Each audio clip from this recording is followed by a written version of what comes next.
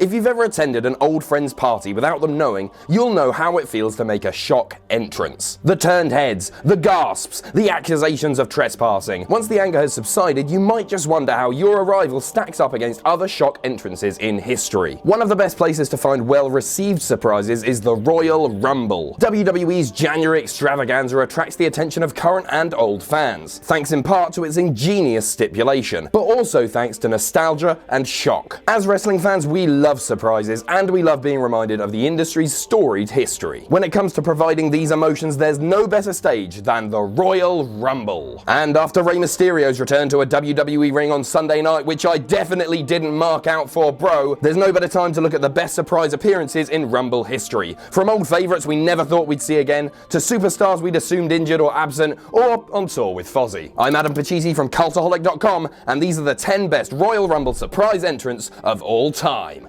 Join us! Number 10, Mick Foley, 2004. When Mick Foley returned to WWE in 2003, he absolutely did not want to wrestle Randy Orton. That's the important thing to realize here. Yes, Orton may have kicked him down a flight of stairs, he may have spat in his face, but Foley did not want to wrestle Orton. He walked out of the December 15th edition of Raw, and nobody knew when they'd see him again. Okay, you're not going to believe this, but Foley returned in the Royal Rumble to take Orton out. Okay, in all seriousness, this is hardly the most surprising surprise of this video, but I've included it because of its effectiveness. Foley's return made total sense as he barreled into Orton with a huge clothesline, eliminating both himself and his foe from the Rumble in the process. This set in motion a very important series of events. It led to the reunion of the Rock and Sock Connection at WrestleMania, and their loss to Evolution led to Foley versus Orton at Backlash. The latter match is widely regarded as Orton's coming of age, as Foley reverted to his Cactus Jack persona and did some terrible, terrible things to poor Randy. It was a terrific bout, but it all started at the Royal Rumble. Number 9, Chris Jericho, 2013. Chris Jericho knows how to make an entrance better than perhaps anyone in the history of the business. His 1999 WWF debut was one of the best of all time, and every subsequent return has been masterfully engineered. A year prior to this return, Y2J returned for the 2012 Royal Rumble and promised to end the world. He survived until the final two before losing to Sheamus, which is a rather strange way of bringing about the apocalypse, but that's just my opinion. Thankfully, as underwhelming as this was, it made his 2013 return that little bit more shocking. Having left WWE again to go on tour with Fozzy, there was fan speculation that Y2J would return for the second year in a row as the tour had just ended. To quell those rumors, he took to Twitter and flat out denied that he'd be there, in the process proving himself to be the only person over the age of 40 with a solid grasp of social media. Sadly, Jericho wasn't able to win this Rumble either, but he turned in an admirable performance, entering at number 2 and surviving for 3/4 of an hour. Number 8, KHARMA, 2012. KHARMA's stint in WWE could have seen her become one of the most dominant women's wrestlers in the history of the division, but was hindered by the timing of her real-life pregnancy. Still, this absence only made her return for the 2012 Royal Rumble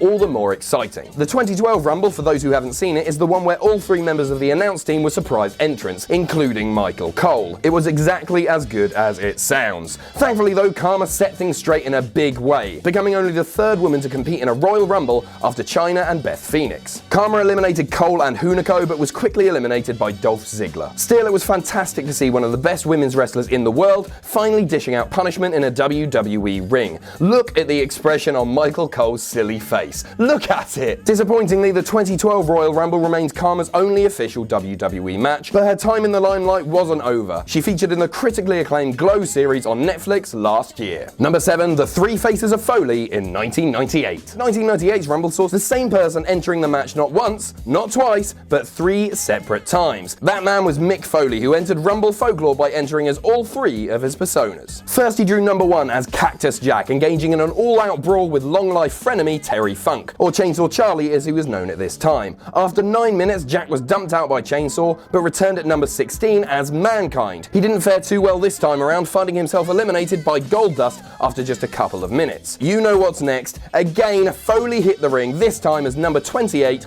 Dude Love. Incredibly, despite being eliminated twice already, Mick made the final 4 where he was finally put away by Farouk. This is surely a quirk of Rumble history that will never be repeated, unless maybe next year Roman Reigns is awarded 4 separate entrances to really maximize his chances. But that would never happen, right? Number 6, Diesel, 2011. It's time to talk about the 2 major returns in the 2011 Royal Rumble. I've placed this one slightly below the other because as exciting as a moment as it was, it did convince WWE that Kevin Nash was the right man to feud with CM Punk oh no. The reported reason WWE turned the summer of Punk into the autumn of Nash was reportedly because of the reception he received here. The only ever 40-man Rumble saw Nash stride out at number 32, earning a truly monstrous ovation. It wasn't just any return either. This was Big Kev's first return to his Diesel persona since 1996, when he left WWE to join WCW and sell lots of t-shirts with his best friend. Strangely, Diesel didn't actually eliminate anybody in the Rumble, succumbing to Wade Barrett after 2 minutes 45 seconds. The reaction, though, speaks for itself. Number 5, Booker T, 2011. Like Kevin Nash, Booker had been a resident of the Impact Zone shortly before this Rumble, but returned to the WWE fold in time to participate. His entrance provoked one of the biggest pops in Royal Rumble history, but admittedly came at a bit of a tricky time. Booker was forced to face CM Punk and his Nexus goons, who had taken over the match by actually teaming up for a long period of time, a strategy that seems so obvious. Tag teams and stables really should adopt it more often. It worked for Randy Orton in 2009 after all. Booker stormed to the ring and took down his opponents before launching into a spinneroonie, the centrifugal force of which was supposed to generate a small tornado, blowing the Nexus members out of the ring. I'm pretty sure that's what he was going for. Unfortunately for Booker, it didn't work and he was eliminated by Mason Ryan. Still, this will always go down as the entrance that made Matt Striker mark out, bro, which is like saying, I really enjoy this gimmick, or Punk's heel work is great, isn't it, Cole? Number 4, Rob Van Dam, 2009. Of all of the shock entrances on this list, this was perhaps the most out of the blue. Rob Van Dam hadn't been seen in WWE since 2007, limiting himself to only a few sporadic indie dates until this moment. If you need proof of RVD's lingering popularity and the sheer surprise of this appearance, just watch his entrance at number 25. Unfortunately, Van Dam wasn't able to eliminate anybody from the match, but he stuck around for almost quarter of an hour before being thrown over the top rope courtesy of Chris Jericho. Ultimately, despite his clear popularity, it soon emerged that this was simply a one-and-done deal, and that RVD hadn't officially re-signed with WWE. In 2010, he signed with Impact and certainly had an interesting time, winning the World Heavyweight Championship, but also vacating the belt after being brutalized by Janice. Janice is the name of Abyss's signature 2x4, not a wrestler. It's a long story. Number 3, AJ Styles, 2016. Although it's still fresh in the memory, AJ Styles' shock debut at the 2016 Rumble is fully deserving of a high place on this list. His sudden switch from New Japan to WWE didn't just surprise fans, it shifted the landscape of the entire industry. For much of his career, Styles was the anti-WWE superstar, a small, flippy wrestler plying his trade in Ring of Honor and TNA. In Japan, however, his presence grew tenfold, and he emerged as one of the most legitimate wrestling stars outside of WWE. This entrance will unfortunately be forever tainted by WWE's very curious camera work. Who wants to see the groundbreaking arrival of AJ Styles when we can see Roman Reigns' reaction to the groundbreaking arrival of AJ Styles? Thankfully, once we'd been treated to a prolonged shot of Roman's confused mug, we saw Styles stride out onto a WWE stage for the first time. He hasn't looked back since. Number 2, Edge, 2010. The 2010 Royal Rumble is one of the best ever, at least if you listen to Jack, who loves that match a little bit too much. I'm pretty sure he gathers the whole family around and forces them to watch it every Christmas. Just kidding, his family don't speak to him. It's a top-tier Rumble for various reasons.